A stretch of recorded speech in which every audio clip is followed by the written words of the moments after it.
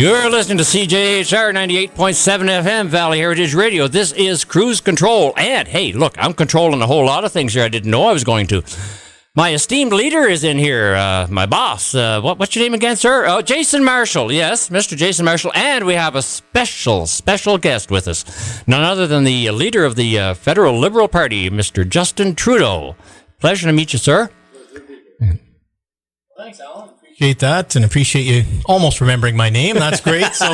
But today, like Alan said, we have a very special guest in studio, our newly elected federal Liberal leader, Justin Trudeau. So thank you for taking time out of your busy schedule to join us here live in studio today. It's a pleasure to be here. So I know that this isn't your first trip to the Ottawa Valley. Oh, God, no. I managed to make it up here probably once or twice a year over the past few years. It's a great way to get out of the Ottawa bubble to good hard-working folks who aren't too affected by Ottawa, but still is a close enough drive that I can get out here and connect with people. Of course, no stranger to the Upper Ottawa River, and having done a lot of paddling around here as well means that any chance I can get to reconnect with folks up in the valley, I'm happy to. Well, appreciate that, and you brought the great weather with you too. Oh, I won't take full responsibility for it, but the warmth with which people always welcome me here is always appreciated. We appreciate having you in studio, as I said, and I understand this morning you were in Armpart, my alma mater, Armpart District High School, and you had a chance to chat with the kids there. Yeah, we had just a packed gym, a great conversation with young people. I basically take 5-10 minutes to talk about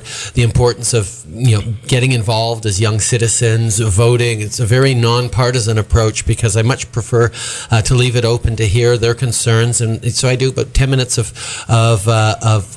talking about youth engagement, and then the rest of the hour was spent on open Q&A, where they asked me everything from continuing to pursue peace in the Middle East to how we balance a law and order agenda with the realities in our lives, and the challenges of the future around environment, around technology. Really interested, engaged young people challenging me on the path forward, and it's always inspiring for me to see that. That's great. And, I noticed, too, that, as we read the papers and watch the news every day, that this is a big part of what you love to do. You love to get out and talk to the young people, whether it's high schools or universities. And kind of what's the vibe you're getting out there? Because I know that the last federal election, it was like a 38% voter turnout for the 18 to 24 age group. Well, you're exactly right. Young people don't tend to think of politics as a very particularly useful way of changing the world. I mean, then they're all about changing the world, whether it's through local community clubs or big single issue causes. I mean, young people want to see the world become a better and fairer and more balanced place. They just aren't convinced that politics, with the kinds of mudslinging and the attacks that tend to characterize politics these days, is a useful use of their time and energy. And a big part of what I'm trying to do is break the vicious cycle of young people not caring about politics, so politicians don't care about young people, and then young people even care less about politics. Exactly. You have to break that at one point. And the conversations I've had with young people over the past years have really left me not just inspired and encouraged that they're going to get involved, but they've left me confident that we're going to be able to figure out great solutions for the challenges we're facing. What a great feeling that must be, because we were all at that point once where we had to, being told by your parents, it's time, you got to go out and vote, and you don't even know what that means, right? So from what I read as well, that one of the surveys after the last federal election was that the biggest thing for people not getting out to vote at that age was just simply not motivated. Yeah. I mean, one of the big things that I look at is that as much as it is a noble goal to want to get young people to vote more, and I talk a lot about the class of 2015, which will be the young people who will be voting in their first federal election in the 2015 elections, how we want that to be as high a number, a higher proportion as possible. I think we're getting closer to it too, because you feel a tipping point amongst young people. But as important as it is to get young people to vote, that's not an end in itself. It's only a means to an end, because with young people voting comes all their concerns that are, broader, more long-term, easier to challenge the status quo, to question why things have been done in the past and how we're going to move forward in a prosperous and balanced way. These are the things that young people are worried about, and all the finger pointing and nastiness that characterize politics these days just aren't interesting to them. And that's why I'm being so encouraged in my more positive, thoughtful approach to politics based on hope hope and hard work. I can appreciate that. And even for the older voter, those of us who feel a lot older than we are, that do get out to vote, there is a lot of apathy out there as well. So how are you dealing with that? Well, the apathy is interesting, and you're right. It's not just young people, it's across the board. But in too many cases, it comes not from not caring about the world, but often from caring so much that it's a reaction to being frustrated that you don't get heard, you don't get listened to, you don't get to engage with the kind of change that you want to be seen and you want to see. And whether it's young people or older voters who are throwing up their hands and saying, "Oh, it was much better back in the old days," there's an opportunity now with all our communications technology, with social media, with an approach that is a lot more inclusive and substantive to fight that apathy head on by saying, look, you're apathetic because you're frustrated, because you're not involved.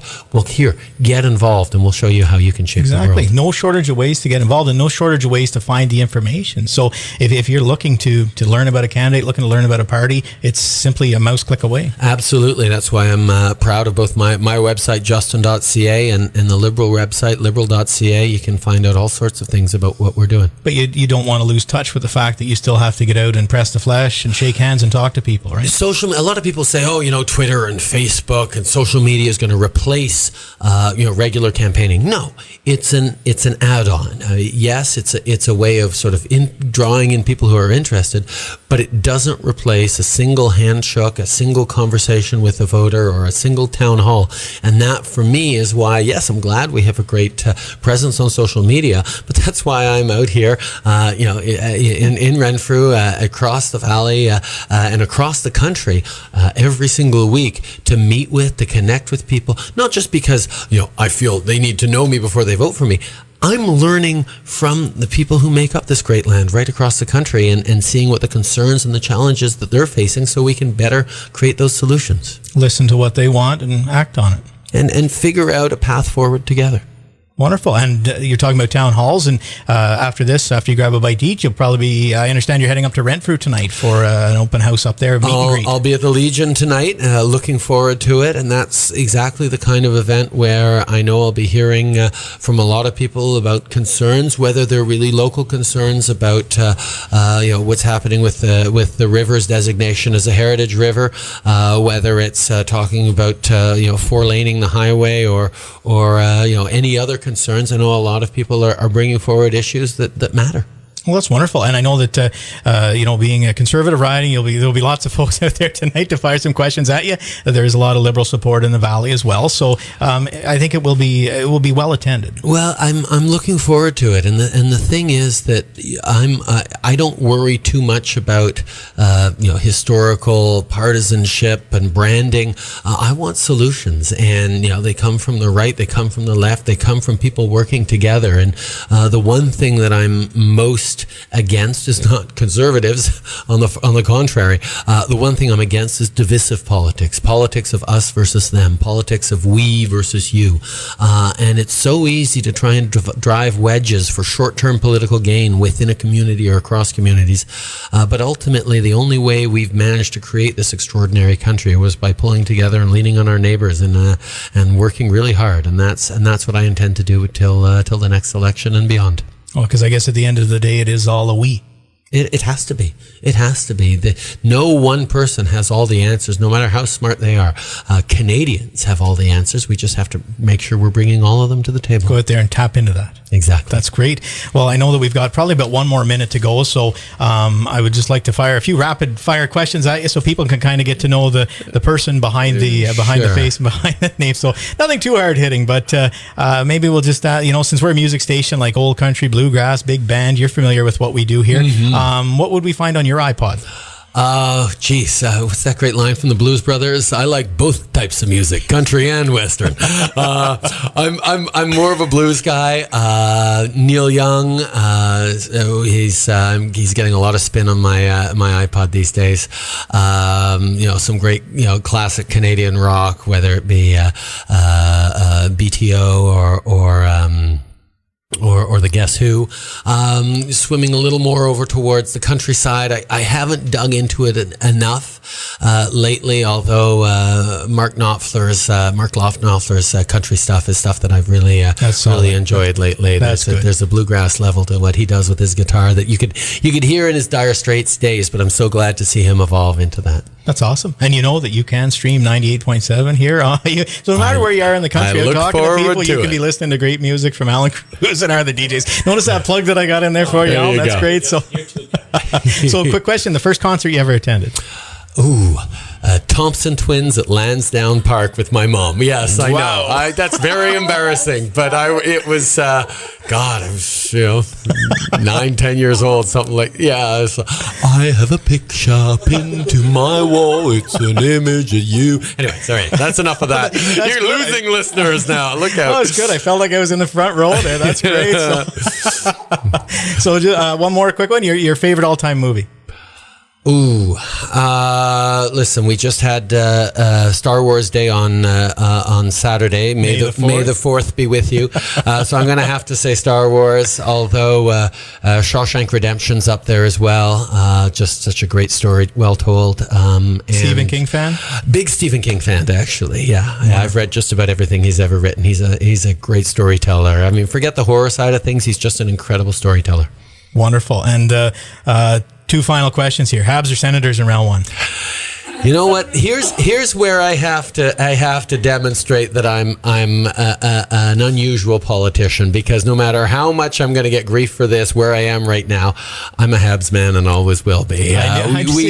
We got schooled last night, and if you guys keep playing the way you did last night, we don't stand a chance. But I'm sticking with my bleu blanc rouge. You mean our blue ball? There you go. Good. All right, come on, Jason. So it's all good. So last question then, who wins the Stanley Cup this year? Ooh, you know what? It's been such an accelerated season. I don't know that I really have a sense of who's going to come out on top. So I'm just going to stick with the tricolore and say that the Habs are going to take it. Oh, this turned out more wonderfully than I could imagine. We're going to be using that soundbite the rest of the playoffs. Yeah, well, probably to my detriment, but that's okay. But I just love to see a Canadian team win again. Really appreciate the fact that there's another one in the studio, another Habs fan. I gotta love it. So, but thanks for your time, and we really hope you enjoy your visit to the Ottawa Valley. And I always enjoy my visits up here. People are wonderful. They come up here come up to me a little skeptical. Justin, we're not necessarily on your side politically. I said, that's fine. Let's just talk about the country we're trying to build. And I end up forging friendships and connections that I'm very proud of. Well, the door's always open. Next time you're up in the Valley, to come back in and have a chat with us, especially if the Habs win the Cup. We'll do a phone interview if we have to. So appreciate that, Jason. Well, thank you very much. And for our listeners out there, don't forget that there is a meet and greet from 6 to 8:30 tonight at the Renfrew Legion at 30 Raglan Street South. You'll have a chance to meet Justin Trudeau, the Liberal leader, and it is free of charge. So come on out, ask any questions. Nothing's out of bounds. So now we'll take a break for a few commercials, and then we'll be back with the Valley Drive and your host, Alan Cruz.